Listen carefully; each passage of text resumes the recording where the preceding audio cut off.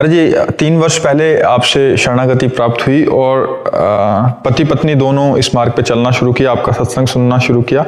अभी 1 महीने पहले इनका एक ही पुत्र था, वो हार्ट अटैक इनके सामने ही आया और पधार गए। ये कहना चाह रहे हैं कि महाराज जी उस समय भी आपके वचनों ने ऐसा संभाला कि हमें आज तक रोना नहीं आया, और मतलब काफी इन्होंने लिखा है कि नहीं तो टूट जाना बिल्कुल 100% संभव था। आपका धन्यवाद देना चाहते हैं कि ऐसा 100% टूट जाना संभव था, 100%। महाराज जी 1% भी नहीं टूट। हाँ, यही भगवान की कृपा और यही सत्साधना का फल है। और वो मेरे साथ ही बैठा था, मुझे पता चल गया इसको हार्ट अटैक आया है, तो मैंने उसको CPR दिया और मैंने आर्थ भाव से राधा राधा बोलना शुरू किया। राधा राधा राधा, मैंने कहा अगर होगा तो बच जाएगा, लेकिन शायद विधान ऐसा था कि बचना नहीं था। विधान बिल्कुल बिल्कुल। लेकिन महाराज जी अगर आपसे जुड़ा नहीं होता मैं और दीक्षित नहीं होता तो बुरा हाल हो गया होता।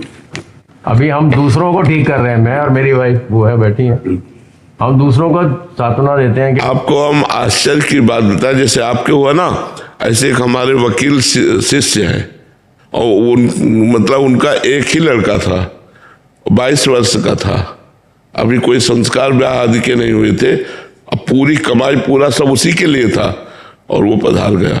तो ऐसे हंस के बता रहे थे, ऐसे हंस के बता रहे थे कि महाराज जी वो आपका ही लड़का था, 22 वर्ष का था, एक ही था और वो पधार गया। ऐसे हंस के बता रहे थे जैसे कोई खुशी की बात बता रहा हो। तो हम कहा तुम्हारे तो आंखों में आंसू होने चाहिए।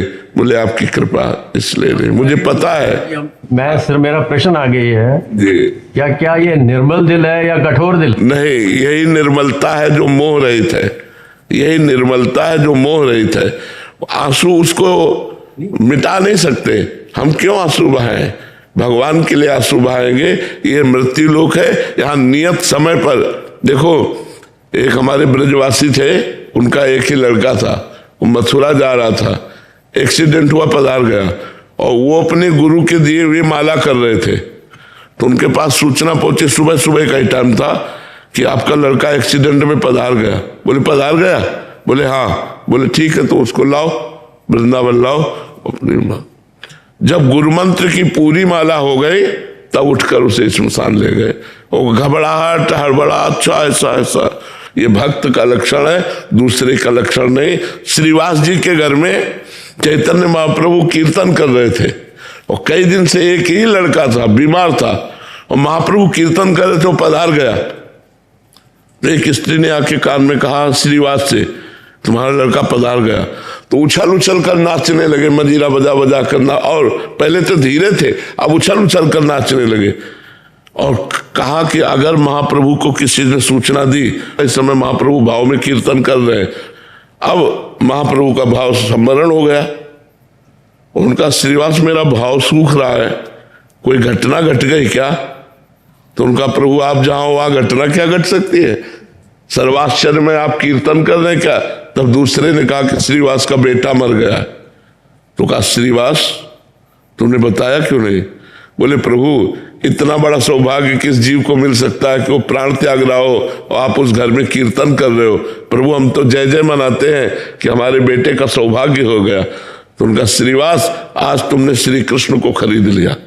चैतन्य महाप्रभु ने कहा आज तुमने श्री, बातें बनाना अलग होता है, जब वो अपने ऊपर आता है और उस समय भक्ति बनी रहे, यही सर्वश्रेष्ठ भाव रहता है। 3 साल से हम भी विरक्ति हैं, जैसे हाँ, विरक्त में रहते हैं। हाँ, और यही इतनी आपकी याद आई उस टाइम, मुझे इतनी याद आई, मैंने कहा महाराज जी की वजह से ही हम लोग अभी ठीक हैं। बिल्कुल।